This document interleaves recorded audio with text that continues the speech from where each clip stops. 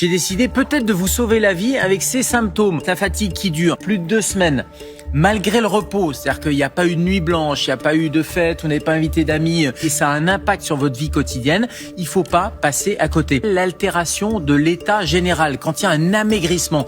L'amaigrissement, c'est que vous n'avez rien changé dans ce que vous mangez, vous n'avez rien changé dans votre activité physique et vous perdez plus de 5% de votre corps. Vous perdez 4 kilos sur 70 kilos, c'est pas normal. La douleur thoracique, ça peut être quelque chose de très pervers, la douleur thoracique, parce que quand c'est une douleur qui fait mal, qui serre, il faut appeler le 15, ça peut être un infarctus, etc.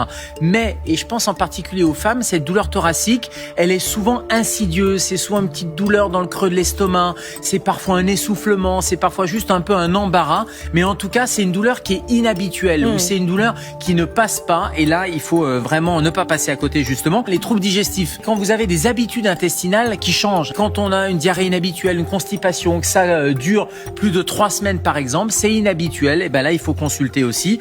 Et le dernier signe, c'est toute lésion qui ne passe pas. Petit grain de beauté, une petite plaie, c'est banal, mais ça doit cicatriser. Si ça ne cicatrise pas, si ça change de couleur, vous savez, pour les mélanomes, c'est le fameux ABCDE.